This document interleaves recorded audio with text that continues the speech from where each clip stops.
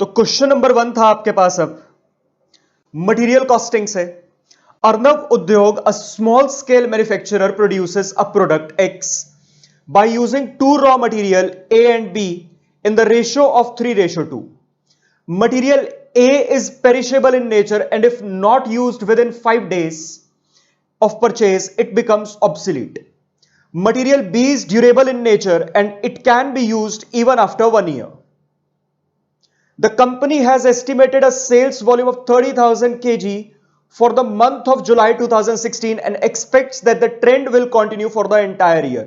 तो आपको एक महीने की सेल्स वॉल्यूम का डेटा दे रखा है। पहली बात, ये जो 30,000 kg है, पहली बात तो ये फिनिश गुड्स की बात हो रही है क्योंकि सेल्स वॉल्यूम की बात है, सेल्स फिनिश गुड्स की होगी। दूसरी बात, एक महीने की सेल्स का डेटा है ये आपके पास, मतलब पूरे साल का डेटा अगर आपको निकालना होगा तो मल्टीप्लाई बाय 12 करना होगा। उस बात के लिए मैंने डिस्कस किया है। The ratio of input output is 5:3, मतलब 5 यूनिट्स का इनपुट डालोगे तब जाके 3 यूनिट्स का आउटपुट आएगा। The purchase price of per KG of raw material A and B is 15 and 22 respectively. तो ए 15 रुपए पर केजी के हिसाब से और बी 22 पर केजी के हिसाब से, exclusive of taxes. In amounts में कोई टैक्सेस का अमाउंट इंक्लूडेड नहीं है, वो जीएसटी वगैरह जो भी उस काम करते हैं वो अलग से करना पड़ेगा अगर कोई ट्रीटमेंट हुआ तो। Material A can be purchased from a local market within 1 to 2 days period. ये मटेरियल ए का लीड टाइम दे दिया आपको। On the other hand, material B is purchased from the neighbouring state and it takes 2 to 4 days। ये आपको material B का lead time दे दिया। तो मटेरियल ए का लीड टाइम 1 to 2 days और मटेरियल बी का lead time 2 to 4 days to receive the material in the store. तो सर यहां तक का डेटा आपके पास ये है, एक महीने में 30,000 kg बेचनी है, तो पूरे साल में कितनी बेचनी होगी वो आपके पास आ जाएगी। उसके बाद आपको इनपुट आउटपुट रेशो दे रखी है कि भैया 5 किलो डाल के 3 यूनिट्स का आउटपुट आता है, और ये जो टोटल इनपुट है ये 2 इनपुट लगे हैं ए और बी, किस रेशो में? 3:2 में। मतलब अगर आपका टोटल इनपुट 1 लाख केजी का लगा है तो उस 1 लाख केजी को बांटना पड़ेगा 3:2 में। कुछ ए लगा है, कुछ बी लगा है, ठीक है ना। To place an order the company has to incur an admin cost of ₹120। ये एक तरह से आपकी ऑर्डरिंग कॉस्ट पर ऑर्डर हो गई। Carrying cost of material A and B is 15% and 5% respectively. ये आपके पास कैरिंग कॉस्ट की परसेंटेज दे दी दोनों मटेरियल के लिए। At present material A is purchased in a lot of 8,000 kilograms to avail a 10% discount on market price. तो एट प्रेजेंट 8,000 आपका ऑर्डर साइज है और 8,000 के ऑर्डर साइज पे आपको 10% का डिस्काउंट मिलता है। ये ईओक्यू ने नहीं बताया, इस ऑर्डर साइज पे आप एट प्रेजेंट काम कर रहे हो। GST applicable for material A is 4% credit available and GST on material B is 2% credit not available। तो मटेरियल ए और बी दोनों पे जीएसटी लग रहा है, लेकिन ए मटेरियल का जो जीएसटी है उसके लिए क्रेडिट अवेलेबल है। मतलब आज अगर जीएसटी पे किया, कल को सरकार आईटीसी बनाकर, इनपुट टैक्स क्रेडिट बनाकर वापस देगी। क्या मटेरियल ए का ये 4% का जीएसटी जिस पे क्रेडिट अवेलेबल है, क्या कॉस्ट का पार्ट बनेगा?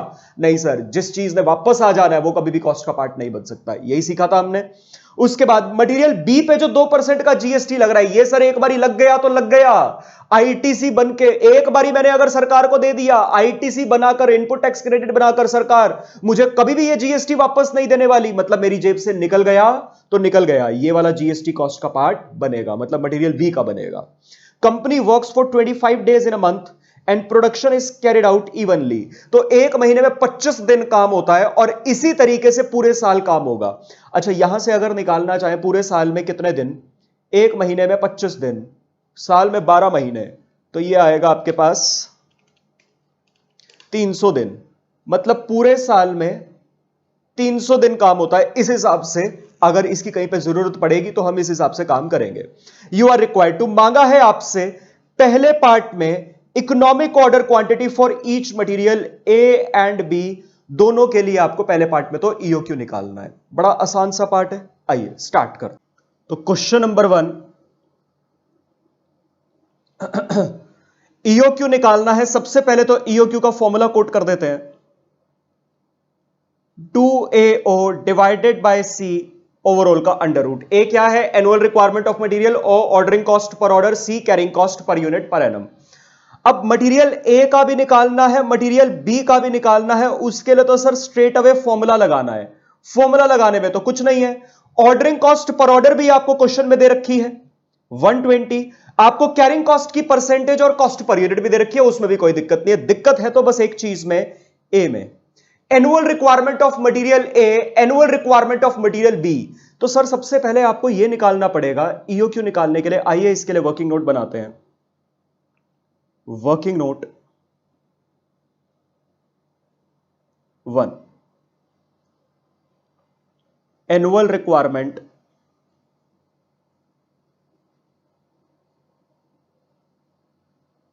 Of material. तो सबसे पहले तो पूरे साल की रिक्वायरमेंट चाहिए। पूरे साल में आपको फिनिश्ड गुड्स बनाना कितना है? Finished goods required per annum. एक महीने में सेल हो सकती है 30,000 यूनिट्स की, तो 12 महीनों में 3,60,000 यूनिट्स। तो आपको पूरे साल में 3,60,000 यूनिट्स का आउटपुट चाहिए, फिनिश गुड्स चाहिए। उसके बाद the ratio of input output is 5:3। इसका मतलब 5 यूनिट्स का इनपुट डालोगे तो 3 यूनिट्स का आउटपुट आएगा। तो मैं यहां पे लिख देता हूं, पहले तो इनपुट आउटपुट रेशो 5:3। आपको समझाने के लिए मैं डिटेलिंग में लिख रहा हूं। मतलब क्या है इसका? 5 का इनपुट तो 3 का आउटपुट, 1 का आउटपुट तो 5/3 का इनपुट। आपको कितना आउटपुट चाहिए? 3,60,000। तो उसके लिए कितना input? 5/3 into 3,60,000 is equal to, ये आएगा आपके पास 6 लाख यूनिट्स ऑफ इनपुट। ये आपका टोटल इनपुट लगेगा, तब जाके आपका रिक्विजिट आउटपुट आएगा। अच्छा, ये जो इनपुट है अब ये 2 पार्ट्स में है, इसमें से कुछ ए है कुछ बी है। क्वेश्चन नहीं बोला कि 2 रॉ मटेरियल से एक फिनिश्ड प्रोडक्ट बनता है, और रॉ मटेरियल जो लगते हैं वो 3:2 में लगते हैं आपस में। मतलब सर ये जो टोटल इनपुट है इनको आपस में 3:2 में बांट के आपके पास ए और बी की यूनिट्स आ जाएंगी। 8/3 डिवाइडेड बाय 5, 3,60,000 यूनिट्स आपके पास ए आ जाएगा,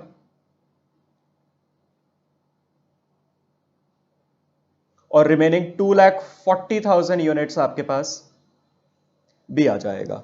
तो आपके पास एक तरह से एनुअल रिक्वायरमेंट ऑफ मटेरियल ए और बी दोनों आ चुका है। बस अब आपका ईओक्यू निकल जाएगा। आइए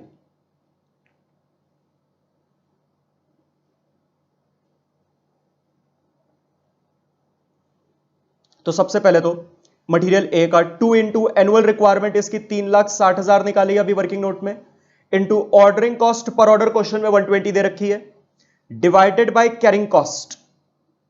क्वेश्चन में मटेरियल ए की कॉस्ट पर यूनिट 15 है और कैरिंग कॉस्ट की परसेंटेज 15% है, और मटेरियल ए पर 4% का जीएसटी है लेकिन उसका क्रेडिट अवेलेबल है। तो मटेरियल ए का जीएसटी कॉस्ट का पार्ट नहीं बनेगा, तो straight away 15% cost per unit, उसका 15%। ये आपके पास एक तरह से डिनोमिनेटर में carrying cost per unit per annum बन गई, इसका अंडर रूट। इसी तरीके से material B 2 into annual requirement इसकी वर्किंग नोट में अभी 2,40,000 निकाली आपने, into ordering cost per order वही 120 डिवाइडेड बाय, अब जो मटेरियल बी है उसकी कॉस्ट पर यूनिट 22 रुपए है, कैरिंग कॉस्ट की परसेंटेज इस पे 5% है, लेकिन मटेरियल बी पे 2% का जीएसटी है जिसका क्रेडिट अवेलेबल नहीं है। मतलब ये 2% का जीएसटी मटेरियल बी की कॉस्ट का पार्ट बनेगा। बहुत बच्चे यहां पे गलती करते हैं। अब तो 22 कॉस्ट पर यूनिट थी ओरिजिनल, पहले 102% करके 2% का जीएसटी इसकी कॉस्ट का पार्ट बनाया, कॉस्ट पर यूनिट बढ़ गई। इस टोटल कॉस्ट पर यूनिट पे 5% इसकी कैरिंग कॉस्ट की परसेंटेज लगाई। इसको सॉल्व करेंगे आपके पास इसका भी ईओक्यू आ जाएगा। आई होप आपको समझ आ गया। तो आइए आंसर निकाल लेते हैं।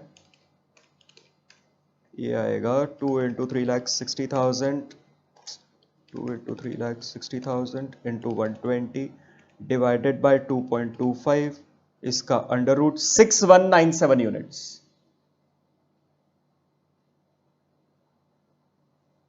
और इसी तरीके से मटेरियल बी का 22 का 102%, इसका 5%, ये आ जाएगा 1.122, 2 इंटू 2,40,000 इंटू 120 डिवाइडेड बाय 1.122, इसका अंडर रूट ये आ जाएगा 7165 यूनिट्स। तो ये है आपका ईओक्यू, जो कि इस क्वेश्चन का फर्स्ट पार्ट था। बेसिकली यहां पे जो गलती होती है ना, वो इस पॉइंट में होती है। बहुत बच्चे ये 102% ऐड करना है इसमें भूल जाते हैं जीएसटी का, और कुछ नालायक मटेरियल ए और मटेरियल बी दोनों में जीएसटी ऐड कर देते हैं, तो प्लीज ध्यान रखिएगा, ठीक है ना। आइए आगे बढ़ते हैं, नेक्स्ट पार्ट पे चलते हैं। अब इस क्वेश्चन के फर्स्ट पार्ट हमारा हो चुका है। सेकंड पार्ट एक बारी करने से पहले मैं आपको पहले थर्ड पार्ट करवा रहा हूं, ठीक है, फिर सेकंड पार्ट पढ़ते हैं। Basically second part, third part में आपको सेकंड पार्ट का भी आंसर मिल जाएगा कहीं ना कहीं। Third part, calculate the saving और लॉस इन मटेरियल ए। तो पहली बात, सिर्फ मटेरियल ए के लिए काम करना है थर्ड पार्ट में। If purchase quantity equals to EOQ, basically इस लाइन के ऊपर ये क्वेश्चन बेस्ड है। एट प्रेजेंट कंपनी क्या कर रही है, 8-8 हजार यूनिट्स के ऑर्डर साइज के हिसाब से मटेरियल ए का ऑर्डर कर रही है। लेकिन अभी जो आपने निकाला मटेरियल ए का ईओक्यू कहता है एक बारी में 6197 यूनिट्स का ऑर्डर करिए। तो क्वेश्चन ने आपसे थर्ड पार्ट में यही मांगा है, कैलकुलेट सेविंग और loss in material A if purchase quantity equals to EOQ. मतलब हम अगर 8-8 हजार यूनिट्स का ऑर्डर ना करके ईओक्यू पर चलें तो कितनी सेविंग या नुकसान हमको हो सकता है वो बताइए। तो कंपैरिजन करना है एक तरह से आपको। आइए थर्ड पार्ट। अब ना यहां पे थर्ड पार्ट में एक ट्रिकी पॉइंट है जो कि 99% बच्चे यहां पे भूल जाते हैं, करते नहीं है, तो प्लीज ध्यान से देखिएगा इसको। अब स्टेटमेंट ऑफ कॉस्ट कंपैरिजन।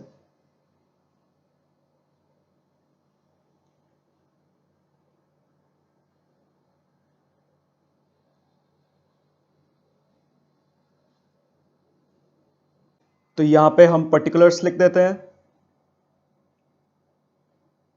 और कॉस्ट का कंपैरिजन करना है तो यहां पे ईओक्यू पे क्या होगा वो वाली कॉस्ट दिखा देते हैं। यहां पे अगर हमारा ऑर्डर साइज जैसा एट प्रेजेंट है 8000, तब क्या होगा ये दिखा देते हैं।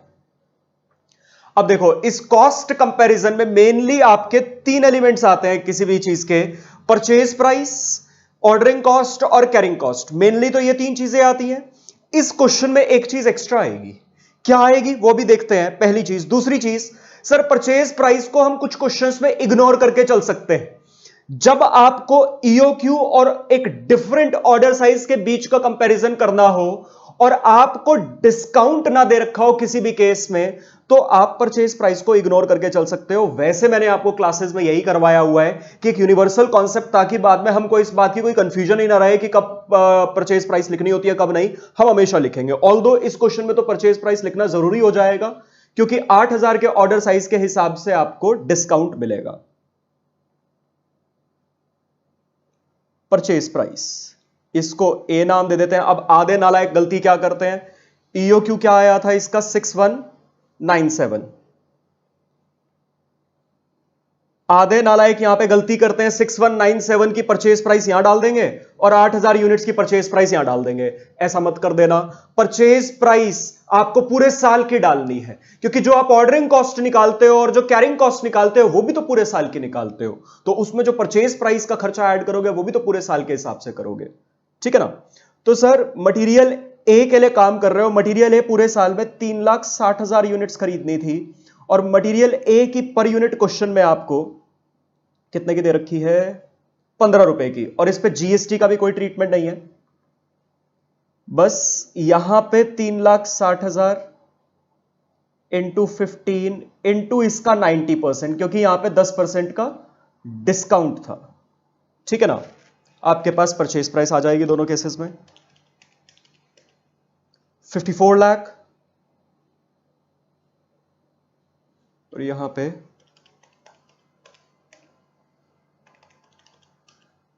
48,60,000।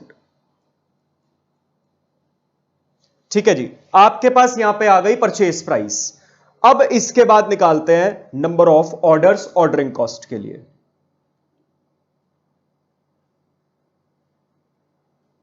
अब पहले मैं अलग से कर रहा हूं जो कि गलत है, या मैं यहीं पे करता हूं बल्कि लिख के काटूंगा उसको। बहुत बच्चे यहां पे number of order straight away क्या करते हैं कि सर पूरे साल में 3,60,000 यूनिट्स मंगवानी है मटेरियल ए की, डिवाइडेड बाय ईओक्यू कहता है एक बारी में 6197 मंगवा लो, डिवाइडेड बाय 6197, यहां पे कुछ ना कुछ नंबर ऑफ ऑर्डर्स निकाल लेते हैं। ऐसे ही 8,000 वाले केस में पूरे साल में 3,60,000 यूनिट्स मंगवानी है और एक बारी में 8,000 यूनिट्स मंगवा रहे हैं, यहां से कुछ ना कुछ ऑर्डर साइज निकाल लेते हैं। सर ये दोनों गलत है, ये भी गलत है, ये भी गलत है। एक बारी के लिए तो समझ ही नहीं आता ये गलत कैसे हो गया भाई, ऐसे ही तो आपने क्लासेस में सारे क्वेश्चंस में करवाया है। ये गलत सर सिर्फ एक बात की वजह से हो गया, इस क्वेश्चन में एक छोटा सा ट्रिक पॉइंट था जो कि और किसी हमारे क्लास के क्वेश्चन में नहीं था।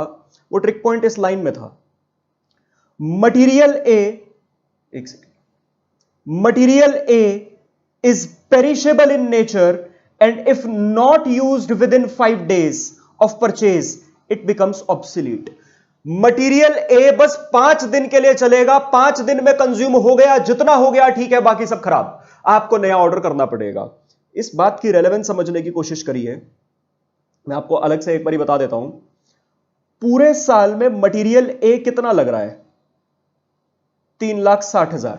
पूरे साल में कितने दिन काम हो रहा है, एक महीने में, लास्ट लाइन में दे रखा था, एक महीने में 25 दिन काम हो रहा है और पूरे साल इसी तरीके से काम होगा। तो यहां पे हमने एनालाइज भी कर लिया था क्वेश्चन को पढ़ते हुए कि पूरे साल में 300 दिन काम होगा। तो सर पूरे साल में 3,60,000 यूनिट्स कंज्यूम करनी है और पूरे साल में 300 दिन काम होगा, तो on an average per day कितनी कंजम्पशन हो जाएगी, वो आ जाएगा आपके पास 1200 आपके पास पर डे की एवरेज कंजम्पशन आ गई है। अब समझो इसको, आपने ये 0 से 1, पहला दिन खत्म 1200 यूनिट्स कंज्यूम, दूसरा दिन खत्म और 1200 यूनिट्स कंज्यूम, तीसरा दिन खत्म और 1200 यूनिट्स कंज्यूम, चौथा दिन खत्म और 1200 यूनिट्स कंज्यूम, पांचवा दिन खत्म और 1200 यूनिट्स कंज्यूम। आपने यहां पे अगर ईओक्यू के हिसाब से चले तो आपने यहां पे 6197 यूनिट्स खरीदी होंगी। ईओक्यू क्या कह रहा था, एक बारी में 6197 यूनिट्स का ऑर्डर करो, यही कह रहा था ईओक्यू। तो आपके पास यहां पे 0 पर 6197 यूनिट्स आई होंगी, लेकिन 5 दिन में इन 6197 यूनिट्स में से कंज्यूम कितना हुआ, 1200 इंटू 5, 6000। सर पांचवें दिन यहां पर अभी भी इस 6197 में से कितनी यूनिट्स बची हुई हैं, 6000 यूनिट्स कंज्यूम हो गई, यहां पे 197 यूनिट्स अभी बची हुई हैं। ये यूनिट सर यहां पे ऑब्सोलीट हो जाएंगी, खराब हो जाएंगी। अब आप 6th डे इन वाली यूनिट्स में से कंजम्पशन नहीं कर सकते, आपको यहां पे न्यू ऑर्डर प्लेस करना पड़ेगा। तो यहां पे डिफरेंस समझने की कोशिश करिए, मैं एक बार आपको पूरा समझाऊंगा, यहां तक आई होप आपको बात समझ आई होगी।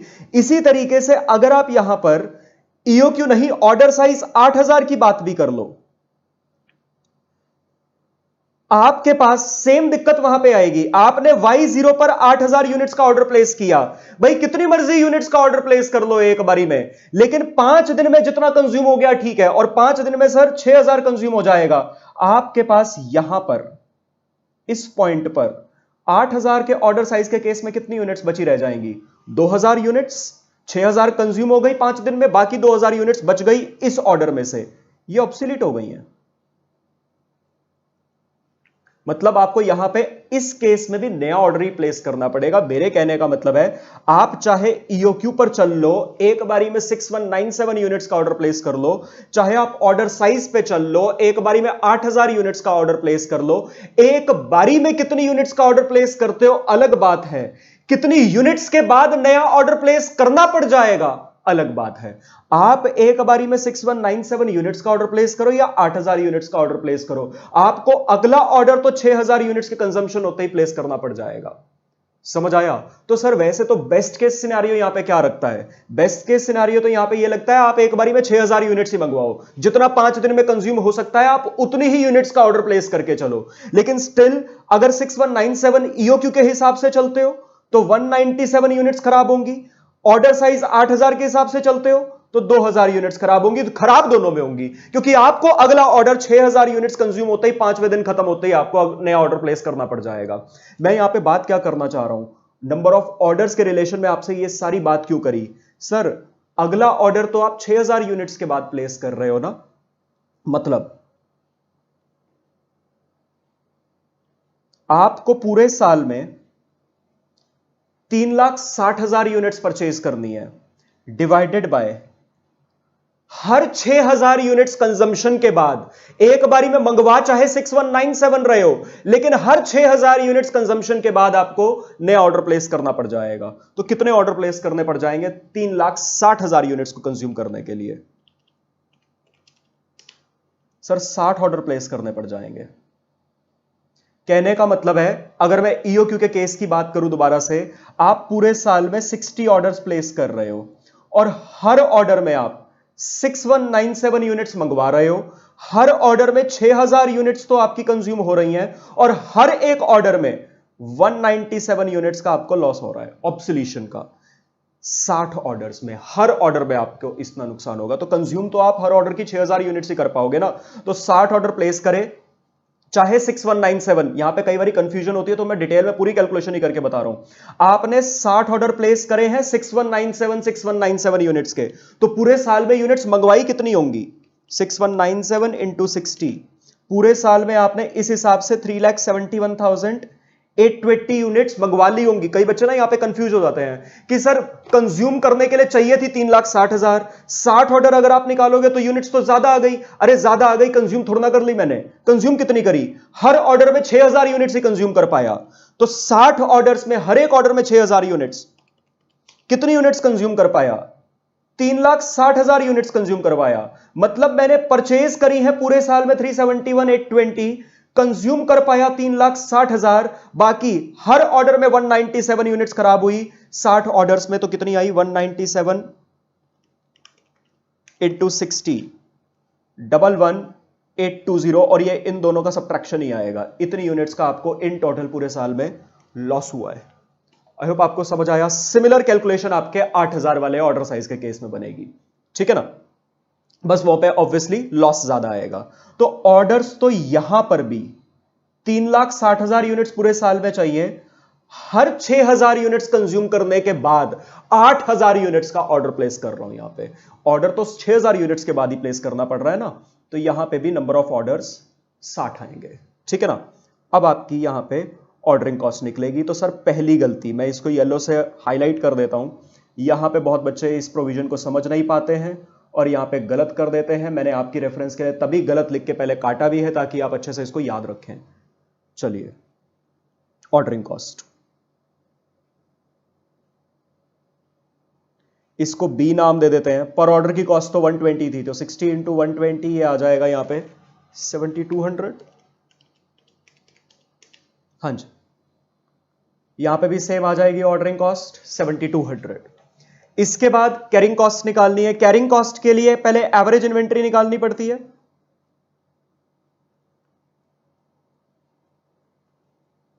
सेफ्टी स्टॉक दिया होगा तो याद है ना, सेफ्टी स्टॉक पे तो कैरिंग कॉस्ट लगेगी ही लगेगी, ठीक है ना? ऑल्दो वो इस क्वेश्चन में था नहीं। 1 divided by 2 into order size. तो ईओक्यू के वाले केस में 6197 डिवाइडेड बाई 2। अब एवरेज इन्वेंट्री के केस में कंफ्यूज मत हो जाना, सर यहां पे भी 6000 डिवाइडेड बाई 2 के हिसाब से करो। भाई 6197 यूनिट्स मंगवा रहा हूं, कंज्यूम चाहे 6000 कर पा रहा हूं, 197 यूनिट्स चाहे खराब हो रही हैं, गोडाउन के अंदर, स्टोर के अंदर मेंटेन तो सारी करनी पड़ रही है, रखने का खर्चा तो सबका ही आ रहा है, होल्डिंग कॉस्ट तो सबकी है, ठीक है ना?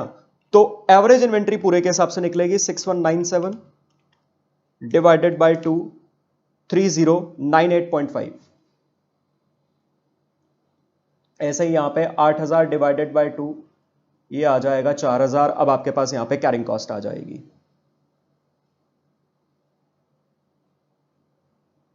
Average inventory 3098 0.5 into cost per unit थी इसकी 15 और कैरिंग कॉस्ट की परसेंटेज भी 15, तो ये आपके पास यहां पे कैरिंग कॉस्ट आ जाएगी। और इस केस में 4000 average inventory into cost per unit 15, पहले डिस्काउंट का इंपैक्ट 90% करके कॉस्ट पर यूनिट पे दिया, इंटू इसका 15%।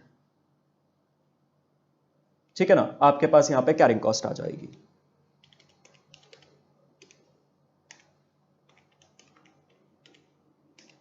ये आएगा 6972 और यहां पे 15 का पहले 90%, इसका 15% इंटू 4000, ये आएगा आपके पास 8100। आई होप आपको यहां तक क्लियर हो गया। कैरिंग कॉस्ट मोस्टली बच्चे ठीक कर लेते हैं यहां पे। उसके बाद बहुत सारे बच्चे जो यहां तक की बातें भी सही कर लेते हैं, वो यहां पे आंसर खत्म कर देते हैं, तीनों खर्चों का टोटल निकाल देते हैं। लेकिन सर इस क्वेश्चन में एक कॉस्ट और आएगी। वैसे तो अगर आपको ऑर्डरिंग कॉस्ट का पॉइंट समझ आ गया, नंबर ऑफ ऑर्डर्स निकालने वाला पूरा पॉइंट समझ आ गया, तो सर आपको यह बात भी समझ आ जानी चाहिए, यहां पर एक और कॉस्ट आएगी, loss due to ऑब्सिलेंस।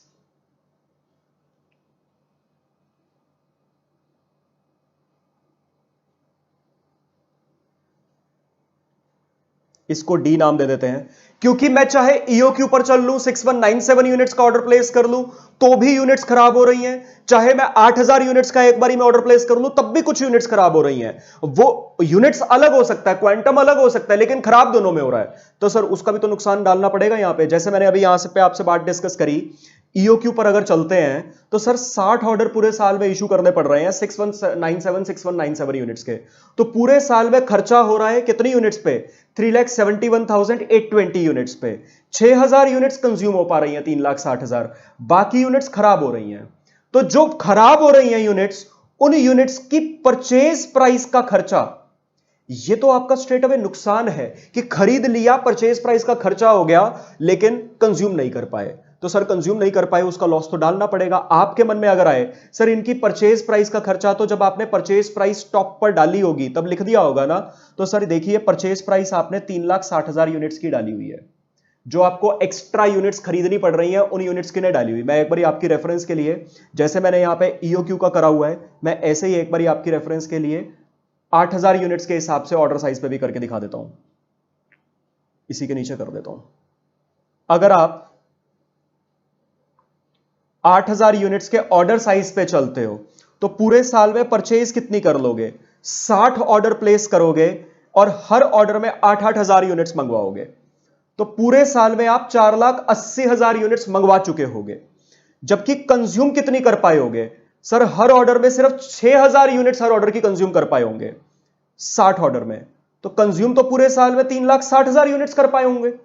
Her order में खराब कितनी हुई हैं यूनिट्स, सर हर ऑर्डर में 2,000 खरीदी हुई यूनिट्स खराब हुई हैं 60 ऑर्डर में, तो 1,20,000 यूनिट्स यहां पे भी खराब हुई हैं। तो इन खराब यूनिट्स का 8,000 वाले केस में पूरे साल में 1,20,000 यूनिट्स खराब, और ईओक्यू वाले केस में 11,880 यूनिट्स खराब, इनका लॉस डालना पड़ेगा। बेसिकली इनकी परचेज प्राइस डालनी पड़ेगी, ठीक है। उसको परचेज प्राइस के नाम से नहीं, लॉस ड्यू टू ऑब्सोलेंस के नाम से डाल रहे हैं, ठीक है ना।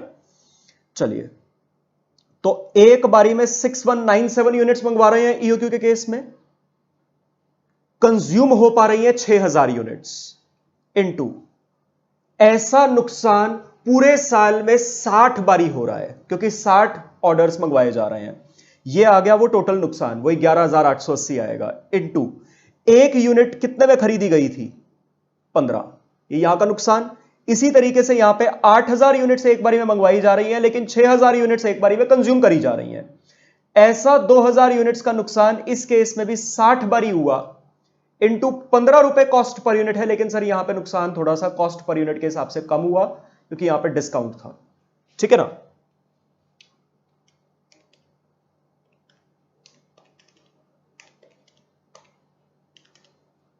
ये आ जाएगा आपके पास, अरे 6197 माइनस 6,000 इंटू 60 इंटू 15, 1,77,300, और यहां पे 2,000 इंटू 60 इंटू 15 का 90%, 2000 इंटू 60 इंटू 13.5, ये आएगा 16,20,000। अब आप इसका टोटल लगा पाएंगे और आपके पास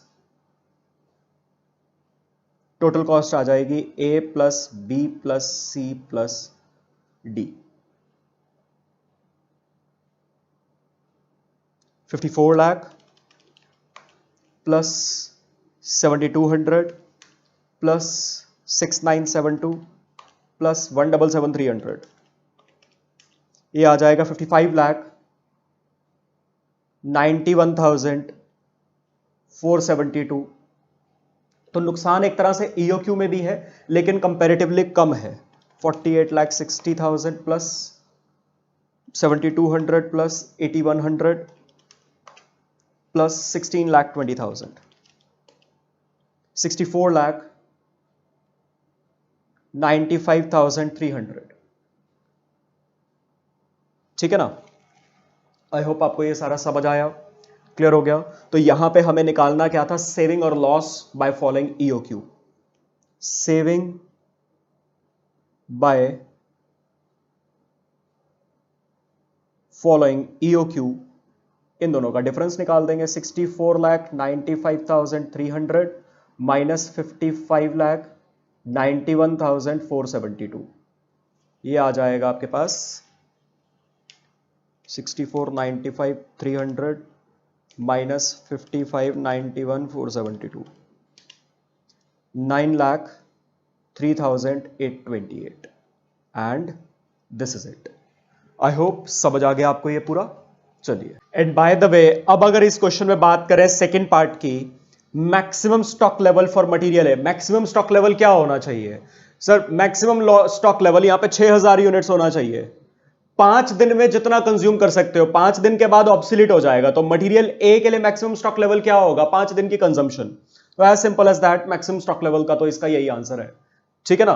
क्यों है 5 डेज कंजम्पशन? आई होप आपको वो भी समझ आ गया होगा, क्योंकि उससे ज्यादा अगर मेंटेन कर भी लोगे तो फायदा क्या है? खराब हो जाएगा। इसको तो डिस्कस करने की भी जरूरत है, मैं फटाफट से एक बार आप बता ही देता हूं फिर भी। At what price per unit would part number 832 be entered in the store ledger if the following invoice was received from a supplier?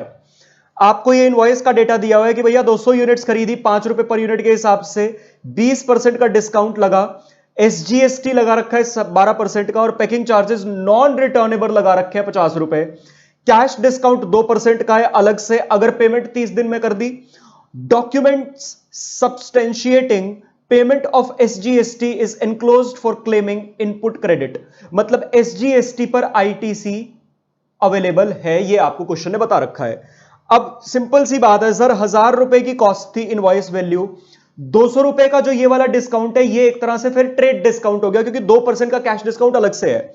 तो ट्रेड डिस्काउंट तो माइनस होता है मटेरियल की कॉस्ट में से 200, ये आ जाएगा 800। अच्छा, एसजीएसटी, क्या 96 का जीएसटी ऐड होगा? सर नहीं होगा, इनपुट टैक्स क्रेडिट अवेलेबल है। इनपुट टैक्स क्रेडिट जब अवेलेबल नहीं होता तब टैक्स, तब जीएसटी कॉस्ट का पार्ट बनता है। अब तो आईटीसी अवेलेबल है, मतलब आज मैंने पे किया, कल को सरकार आईटीसी के थ्रू मेरे को वो टैक्स वापस दे देगी, तो कॉस्ट का पार्ट नहीं बनेगा। उसके बाद पैकिंग चार्जेस 50 रुपए नॉन रिटर्नेबल है, मेरी जेब से लग गए तो लग गए, ये पार्ट बनेंगे, 850 रुपए की आपकी कॉस्ट आ गई, सिंपल एज दैट। लेकिन आंसर क्वेश्चन ने जो पूछा है एट व्हाट प्राइस पर यूनिट, पर यूनिट में आपसे आंसर पूछा है, बस इसको divided by number of units, 200 units इससे डिवाइड करके आपके पास पर यूनिट में आंसर आ जाएगा, बस खत्म। ये था ये क्वेश्चन 5 नंबर में, तो कुछ था ही नहीं इस question.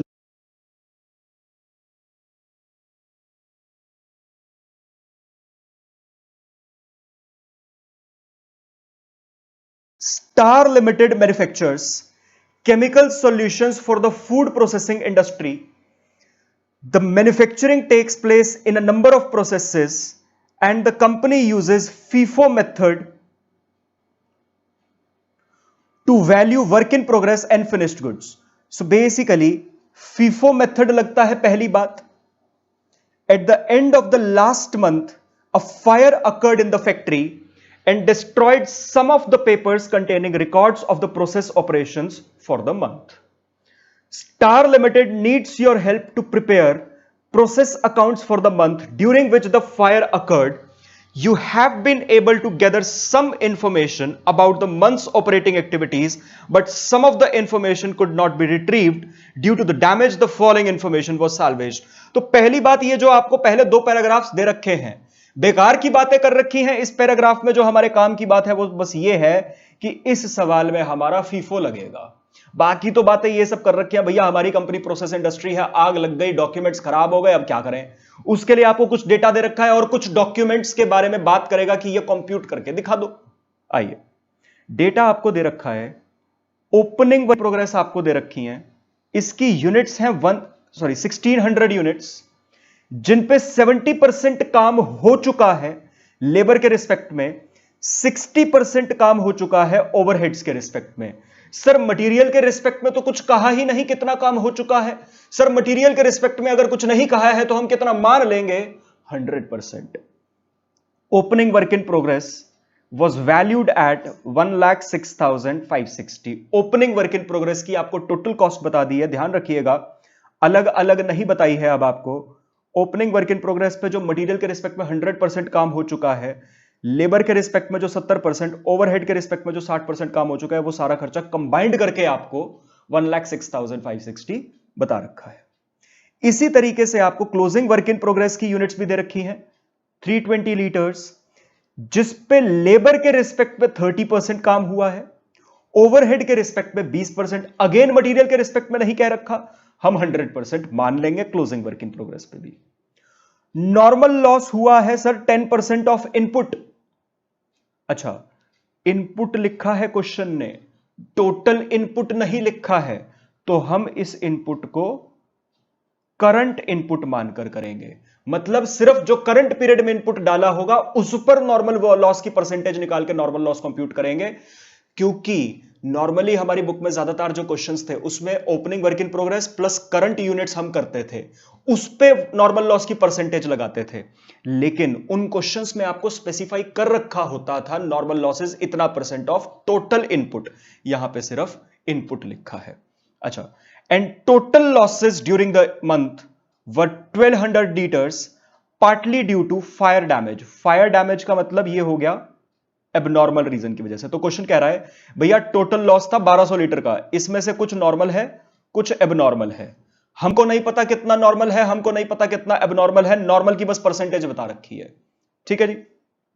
Output sent to the finished goods warehouse was 8400 liters. ये एक तरह से इस प्रोसेस की फिनिश्ड यूनिट्स हो गई, जिसको आप ट्रांसफर टू नेक्स्ट प्रोसेस बोला करते थे। Losses have a scrap value of 15 per liter. ठीक है जी। All raw material are added at the commencement of the process. ये बात एक तरह से हिंट भी हो गई कि सारा मटेरियल प्रोसेसिंग के स्टार्टिंग में ही डाल दिया जाता है, तो अगर किसी मटेरियल की परसेंटेज ऑफ कंप्लीशन नहीं दे रखी, आप 100% मान लेना।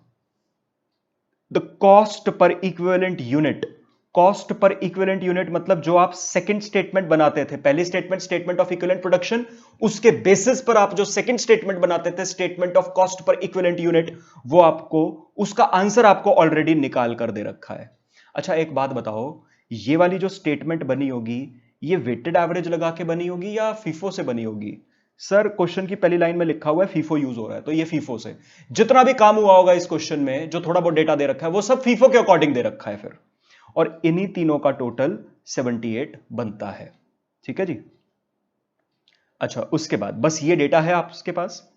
पहला पार्ट एक एक करके, पहले पार्ट में आपसे मांगा है calculate the quantity in litres of raw material input during the month. Current month में कितना इनपुट मशीन में डाला गया, जिसको आप फ्रेश यूनिट्स इंट्रोड्यूस्ड बोलते हो। तो पहले पार्ट में एक तरह से आपसे फ्रेश इंट्रोड्यूस्ड मांगा है। एक बात सुनिए, यूनिट्स में बात कर रहा हूं, अमाउंट की कोई बात नहीं कर रहा हूं। जो आपके पास ओपनिंग वर्क इन प्रोग्रेस की यूनिट्स होंगी प्लस जो आपने फ्रेश यूनिट्स इंट्रोड्यूस्ड करी होंगी, वो आपके पास टोटल अवेलेबिलिटी आई होगी कि भैया ये टोटल यूनिट्स आपके पास अवेलेबल हैं। इसमें से कुछ यूनिट्स कंप्लीट हो गई, कुछ units closing work in progress में बच गई, कुछ यूनिट्स का नुकसान हो गया और उस नुकसान में भी कुछ एबनॉर्मल है, कुछ नॉर्मल है। यही हुआ होगा। मतलब सर इसके बेसिस पर अब मैं एक लाइन लिखता हूं, ओपनिंग वर्क इन प्रोग्रेस, ये जो मैंने बताया ऊपर ये आपके अंडरस्टैंडिंग के लिए था, अब presentation, opening work in progress plus current input, ये आपके पास टोटल अवेलेबिलिटी आई है। इसका हुआ क्या होगा, या तो सर कंप्लीट हुई होंगी ये, प्लस या फिर sir closing work in progress में होंगी ये, प्लस या फिर सर लॉस हुआ होगा, टोटल लॉस नॉर्मल एबनॉर्मल मिलाकर, यही हुआ होगा इन यूनिट्स का। ओपनिंग वर्क इन प्रोग्रेस की यूनिट सर आपको क्वेश्चन में दे रखी है 1600 लीटर्स, प्लस करंट इनपुट तो निकालना है, इक्वल्स टू कंप्लीशन वाली यूनिट्स भी आपको दे रखी हैं 8400 litres, plus closing work in progress भी आपको दे रखा है 320 लीटर, प्लस टोटल लॉस भी आपको दे रखा था 1200 लीटर। बैलेंसिंग फिगर आपके पास करंट इनपुट आ जाएगा, एज सिंपल एज दैट। ये आएगा आपके पास 8400 प्लस 320 प्लस 1200 माइनस 1600, ये आ गया 8320 यूनिट्स। समझ आया आपको ये? तो ये हो गया आपका मेन आंसर और ये हो गई आपकी मेन कॉन्सेप्ट लाइन। इसके बेसिस पर आपने ये कंपटीशन करी है।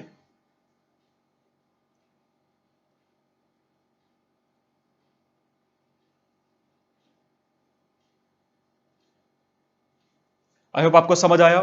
सो बेसिकली ये आपका, इसके साथ साथ मैं बोल सकता हूं ये आपके फर्स्ट पार्ट का आंसर भी है। ठीक है जी।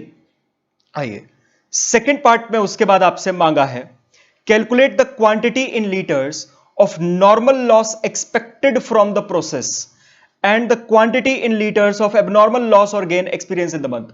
वो कह रहा है अब बताओ नॉर्मल लॉस कितना है, एबनॉर्मल लॉस कितना है। टोटल लॉस तो हमको मालूम था, बड़ा सिंपल है ये भी।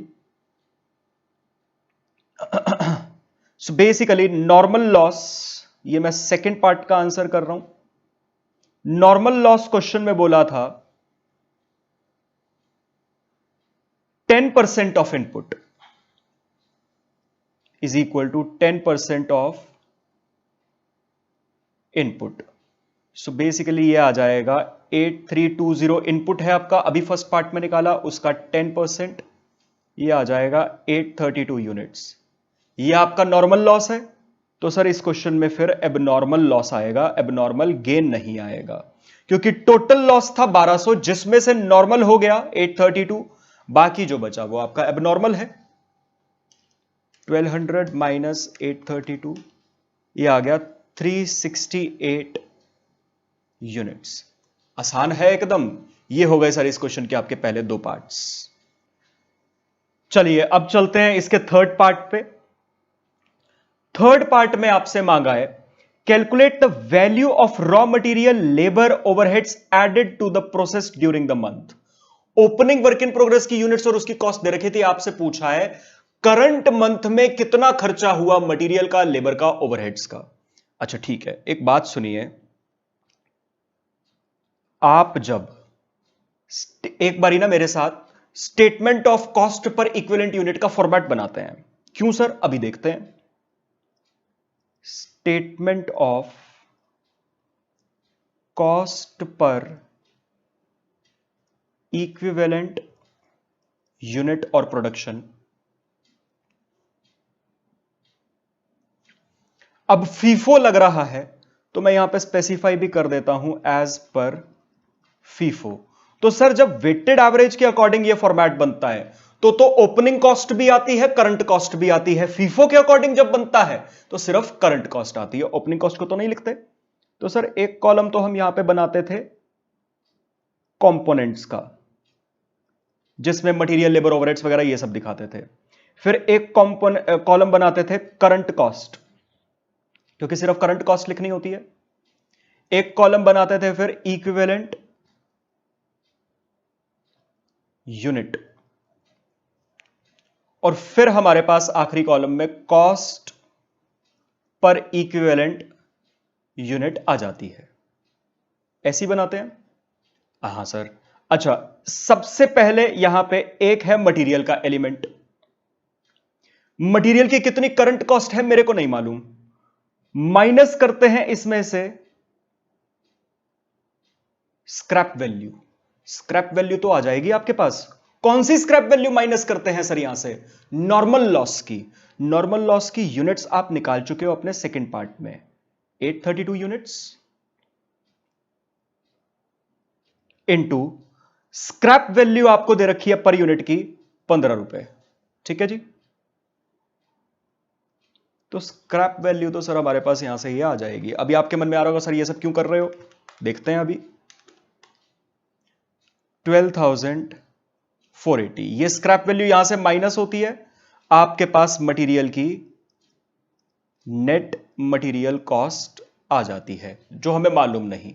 अच्छा, यहां पर लिखते हैं यूनिट्स, उसके बाद यहां पर आ जाता है आपके पास cost per equivalent unit. Cost per equivalent unit material के रिस्पेक्ट में आपको क्वेश्चन में गिवन है कितनी? 46।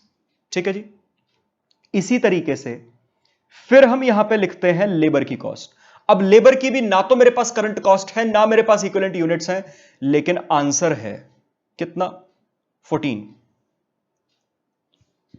इसी तरीके से ओवरहेड्स, ओवरहेड्स की भी करंट कॉस्ट और यूनिट्स नहीं है, लेकिन आंसर है कितना? 18। अच्छा सर एक बात बताओ, अगर मेरे पास यहां पे ये यूनिट्स आ गई, कॉस्ट पर यूनिट है आपके पास, नंबर ऑफ यूनिट्स आ गई, मल्टीप्लाई करके ये वाली कॉस्ट आ जाएंगी, और सर यही तो निकालना था बस। तो अब हम इसके लिए एक बनाते हैं वर्किंग नोट। वर्किंग नोट में हमें यूनिट्स निकालनी है, यूनिट्स निकलेंगी तो करंट कॉस्ट आ जाएगी। कौन सी यूनिट्स निकालनी है सर? Equivalent units. मतलब जो आपकी पहली स्टेटमेंट बनती थी, स्टेटमेंट ऑफ इक्विवेलेंट प्रोडक्शन, वो आपकी अब एज अ वर्किंग नोट बनेगी यहां पर। आइए,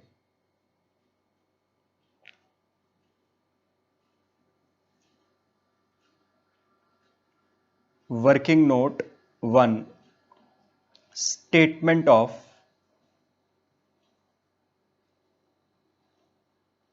इक्विवेलेंट प्रोडक्शन और यूनिट्स।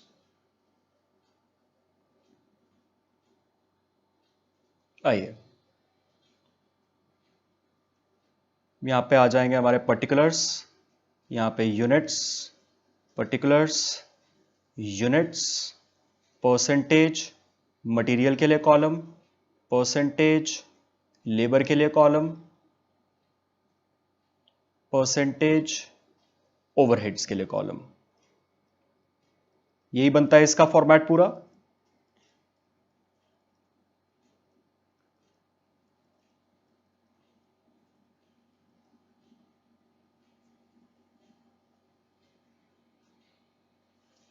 चलिए, सबसे पहले लिखते हैं यहां पे ओपनिंग वर्क इन प्रोग्रेस, और ध्यान रखिएगा ये भी फीफो के अकॉर्डिंग बन रही है।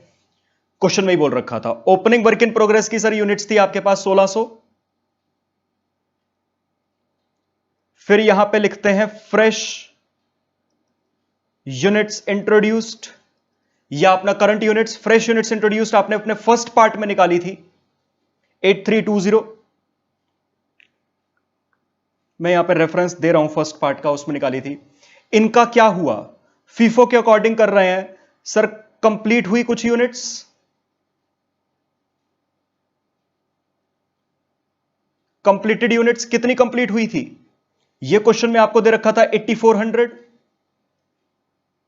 फीफो के अकॉर्डिंग कर रहे हैं तो इसकी बाइफर्केशन करनी पड़ेगी। पहले ओपनिंग में से कंप्लीट करी होंगी, फिर करंट यूनिट्स में से कंप्लीट करी होंगी। तो ओपनिंग वाली पहले पूरी की पूरी कंप्लीट हो गई 1600, बाकी बच गई 6800। ये करंट में से कंप्लीट हुई होंगी। फिर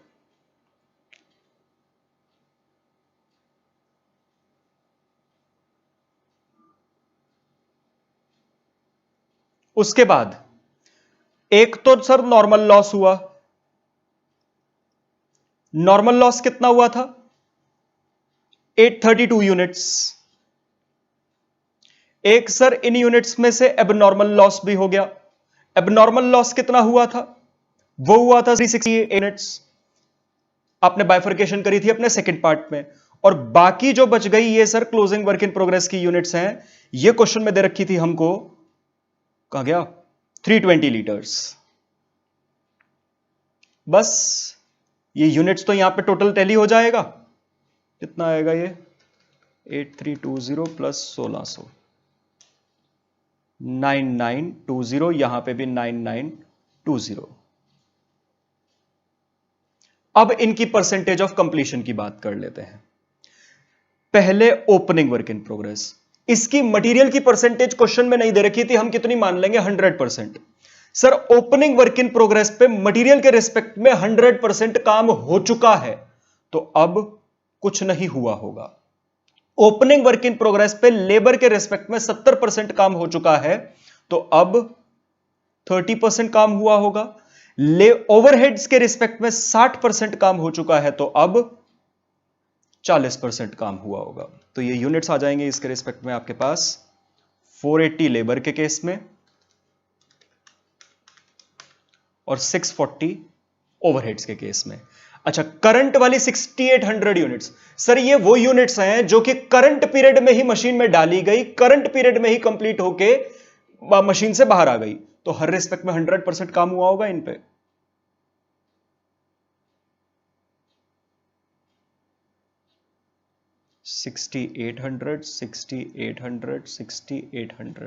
कंप्लीटेड यूनिट्स का दोबारा मत करने बैठ जाना।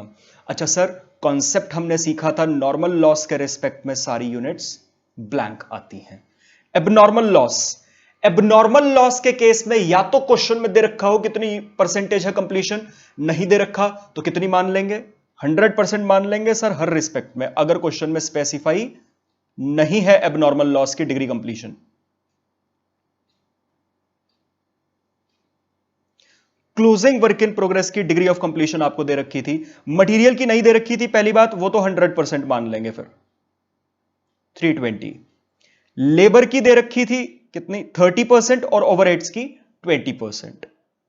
तो लेबर की 30%, ओवरहेड्स की 20%। 96, 64। बस आपके पास इक्विवेलेंट यूनिट्स आ जाएंगी।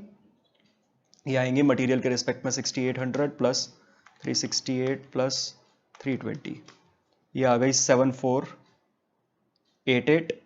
लेबर के रिस्पेक्ट में 6800 प्लस 480 प्लस 368 प्लस 96, 7744।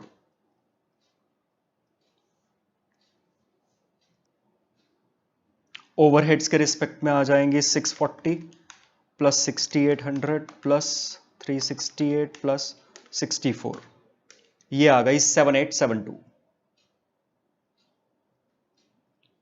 एक बारी लेबर की चेक कर लेते हैं, मैंने कैलकुलेशन सही करी है। 6800 प्लस 480 प्लस 368 प्लस 96, हाँ जी, ये आपके पास यूनिट्स आ गई। इनको अब मैं यहां पर लिख भी देता हूं, वर्किंग नोट 1 का रेफरेंस डाल दिया और यहां पे अब ये यूनिट्स मेंशन कर देते हैं। मटेरियल के रिस्पेक्ट में 7488 आई, यहां पे लिख दी 7488। लेबर के रिस्पेक्ट में 7744 आई और ओवरहेड्स के केस में 7872 आई। Units multiply by cost per unit करके टोटल कॉस्ट आ जाएगी। हां सर बिल्कुल आ जाएगी। तो 7488 मल्टीप्लाई बाय 46, ये आई 34448। इसी तरीके से लेबर के रिस्पेक्ट में 7744 मल्टीप्लाई बाय 14, 108416। इसी तरीके से ओवरहेड्स के केस में 7872 मल्टीप्लाई बाय 18, 141696। अच्छा, आपके पास ये नेट मटेरियल कॉस्ट आ गई, स्क्रैप वैल्यू थी, ऐड करके आपके पास ग्रॉस मटेरियल कॉस्ट भी आ जाएगी, that is without normal loss की स्क्रैप वैल्यू। तो 34448 प्लस 12480, ये आ जाएगी 356928। So this is it. हमें यहां पर यही कॉस्ट निकालनी थी, करंट कॉस्ट। ये हमारे सेकंड पार्ट का आंसर आ गया। ठीक है जी, चलिए। सॉरी, थर्ड पार्ट था ना ये, हाँ। बस इसके बाद लास्ट पार्ट इस क्वेश्चन का, फोर्थ पार्ट में आपसे कहा है अब प्रोसेस अकाउंट बना दो जब सारा डेटा निकाल ही लिया है। तो आइए फिर, ये तो बिल्कुल ही आसान है।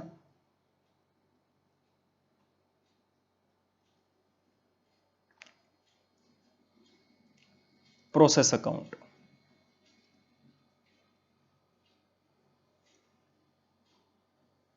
आसान था क्वेश्चन, मुश्किल तो नहीं लगा होगा। आई होप आपको जैसे जैसे टेस्ट होते जा रहे हैं कॉन्फिडेंस आ रहा है आपको। क्योंकि देखो, जब हम क्लासेस में पढ़ते हैं तो हम चीजें सीख रहे होते हैं। एग्जाम जब क्लासेस होती हैं तो टीचर का दिमाग चल रहा है, आप तो बस उसको फॉलो कर रहे हो। जब आप टेस्ट देते हो तो आप खुद अपना दिमाग चलाते हो। जब आप खुद से सेल्फ स्टडी करते हो तो आप अपना दिमाग चलाते हो। सबसे जरूरी वही है, क्योंकि पेपर में तो आप खुद ही होंगे ना।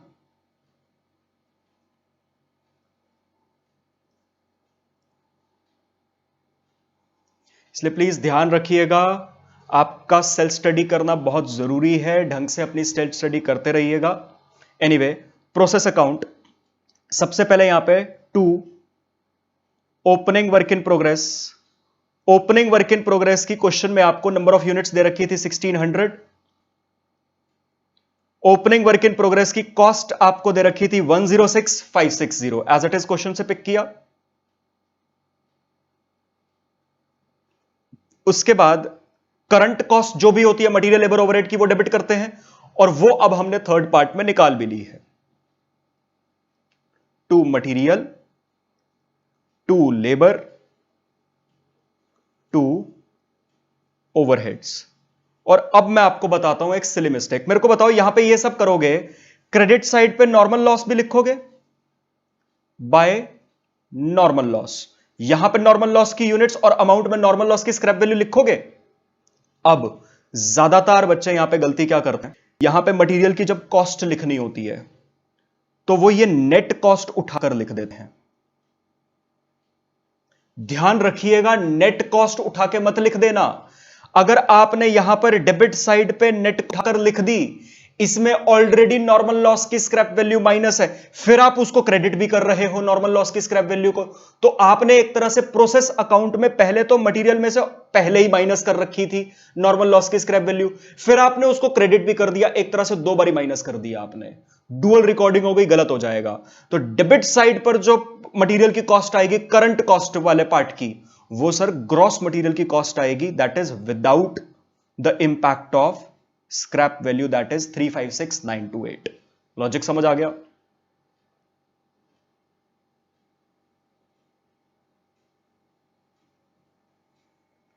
थ्री 356928, इसको मैं हाईलाइट कर रहा हूं क्योंकि ये एक गलती का पॉइंट है। अगर आपके यहां पे गलती नहीं हो बहुत अच्छी बात है, हुई है तो प्लीज ध्यान रखिएगा और इसको फिर मार्क करके रखिएगा, ठीक है, कि ये गलती आपकी होती है। यहां पे मटेरियल में करंट वाली यूनिट्स कितनी आई थी हमारे पास, 8320, ये लिख देते हैं। लेबर की करंट कॉस्ट आपने निकाली थी 10816।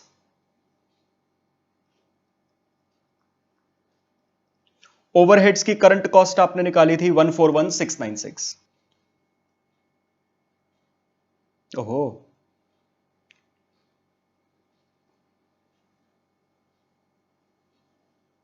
ठीक है जी। अच्छा, नॉर्मल लॉस की यूनिट्स आई थी आपके पास 832। स्क्रैप वैल्यू थी 15 रुपए पर यूनिट के हिसाब से, ये भी आप ऑलरेडी निकाल चुके थे अपनी थर्ड स्टेटमेंट में, 12,480।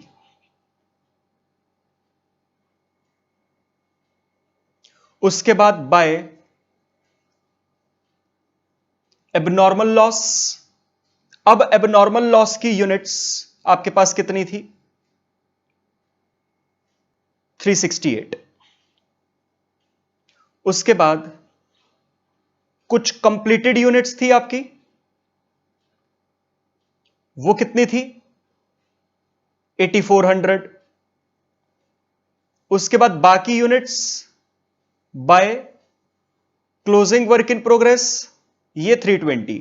सर आपने तो यूनिट्स लिख दी, अमाउंट तो लिखा नहीं। हां मेरे को मालूम है, क्योंकि उसके लिए मेरे को स्टेटमेंट ऑफ कॉस्ट अपोर्शनमेंट बनानी पड़ेगी। तो आइए working note number 2, statement of cost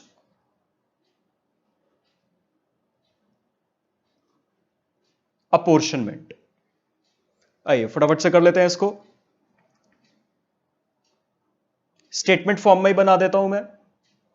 एक तो आपको किसकी कॉस्ट चाहिए, कंप्लीटेड यूनिट्स की। आप वो लेजर वाले फॉर्म में भी बना सकते हो, क्योंकि वो भी मेमोरेंडम अकाउंट ही बनता है एक तरह से। कंप्लीटेड यूनिट्स कितनी थी सर, 8400 यूनिट्स थी। मटेरियल के रिस्पेक्ट में, एक सेकेंड, फीफो के अकॉर्डिंग कर रहे थे हम, तो पहले तो इनकंप्लीटेड यूनिट्स में से ओपनिंग वर्क इन प्रोग्रेस वाली यूनिट्स कंप्लीट होके निकली थी। तो इसमें से कंप्लीटेड यूनिट्स में से ओपनिंग वर्क इन प्रोग्रेस वाली यूनिट्स कितनी थी, वो आपने स्टेटमेंट ऑफ इक्विवेलेंट प्रोडक्शन जो आपने वर्किंग नोट नंबर 1 में बनाई थी वहां पे लिखा था 1600। तो पहले हम 1600 यूनिट्स की कॉस्ट निकाल लेते हैं। अच्छा, 1600 यूनिट्स पे अभी तक टोटल खर्चा लग चुका था 1,06,560। मैं उसी फॉर्मेट में बना रहा हूं, मतलब मैंने स्टेटमेंट में बना दिया, आप लेजर फॉर्म में बनाया होगा, कोई दिक्कत नहीं है उसमें भी, कंफ्यूज मत हो जाना। अब इसमें मटेरियल के रिस्पेक्ट में कुछ काम हुआ, लेबर के रिस्पेक्ट में कुछ काम हुआ होगा ओपनिंग वर्क इन प्रोग्रेस वाली यूनिट्स पे, और ओवरहेड। अच्छा, जो आपने वर्किंग नोट नंबर 1 में स्टेटमेंट ऑफ इक्विवेलेंट प्रोडक्शन बनाई है उसको बेस बनाइए। उस स्टेटमेंट में ओपनिंग वर्क इन प्रोग्रेस के सामने मटेरियल में सर आपने 0 यूनिट्स लिखी हैं, क्योंकि इसके रिस्पेक्ट में अब कुछ काम हुआ नहीं। 100% काम पहले ही हो चुका था, वो 1,06,560 में इंक्लूडेड होगा। लेबर के रिस्पेक्ट में इस स्टेटमेंट में यूनिट्स आई 480, तो लेबर के रिस्पेक्ट में 480 यूनिट्स पे काम हुआ, और ओवरहेड के रिस्पेक्ट में यूनिट्स आई थी 640। लेबर की कॉस्ट पर यूनिट, अब ये आपके पास क्वेश्चन में ही गिवन था, लेबर पर यूनिट 14, ओवरहेड्स की कॉस्ट पर यूनिट 18। ये इंडिविजुअली आपके पास आ जाएंगे, 480 इंटू 14 6720, और ये आ जाएगा 640 इंटू 18 11,520। ये अभी तक जितना हमने किया है, ये तो सर आपके पास टोटल जो इनका आएगा वो आपके पास ओपनिंग वर्क इन प्रोग्रेस की टोटल कॉस्ट आ गई। अब हमें जो करंट प्रोडक्शन में से बनी, अब उसकी कॉस्ट निकालनी है। तो सर 8400 में से 1600 तो ओपनिंग वर्क इन प्रोग्रेस वाली थी, बाकी बची 6800 यूनिट्स, ये हमारी करंट प्रोडक्शन में से है। अच्छा sir, statement of equivalent production देखिए, उसमें करंट प्रोडक्शन की 6800 यूनिट्स के सामने आपने हर रिस्पेक्ट में 100% लिखा है, तो मटेरियल लेबर ओवरहेड सबके रिस्पेक्ट में यूनिट्स कॉमन निकाल लूं। कॉमन निकाल के कॉस्ट को ऐड कर दिया, 46 प्लस 14 प्लस 18, ये बन जाएगा आपका 78, जो क्वेश्चन में भी आपको टोटल करके दे रखा था। ये आ जाएगा 5,30,400। जो आपके पास इन सब का टोटल आएगा वो अब आपकी कंप्लीटेड यूनिट्स की टोटल कॉस्ट बन जाएगी। ठीक है जी, आइए निकाल लेते हैं।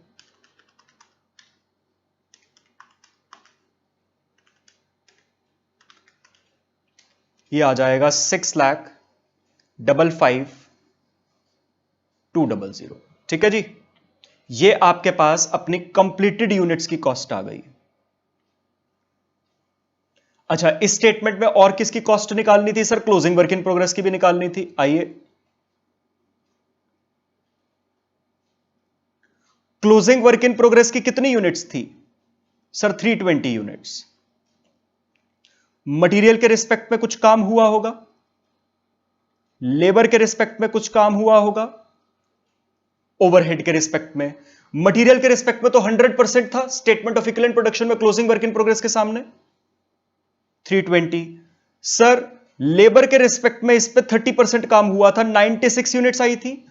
ओवरहेड के रिस्पेक्ट में इस पे 20% काम हुआ था, 64 यूनिट्स आई थी। 46, 14, 18 समझ आया? ये आ जाएगा 320 इंटू 46, 14,000, 720, 96 इंटू 14, 1344, 64 इंटू 18, 1152। इन तीनों का टोटल 17,216। ये आपके पास क्लोजिंग वर्क इन प्रोग्रेस का भी टोटल आ गया। सर एक आखिरी चीज और है, एबनॉर्मल लॉस। ऑल्दो इसकी कंप्यूटेशन आप बाद में भी कर सकते थे, मतलब अपने मेन प्रोसेस अकाउंट में भी दिखा सकते थे, क्योंकि एक लाइन की कंप्यूटेशन बनेगी। एबनॉर्मल लॉस की यूनिट्स थी कितनी आपकी? सर एबनॉर्मल लॉस की यूनिट्स थी 368।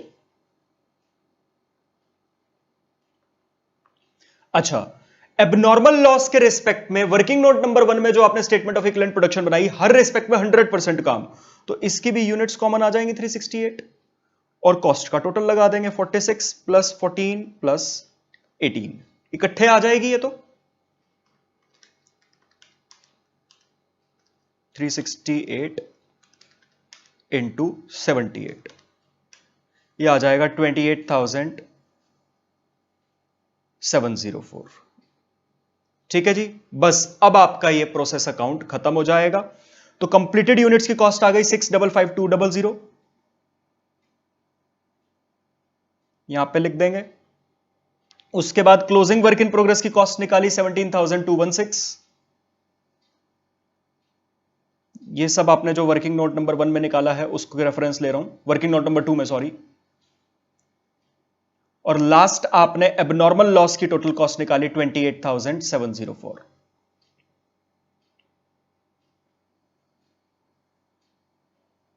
अब आप इसका टोटल निकालेंगे, ये आपका मैच करेगा, और ये था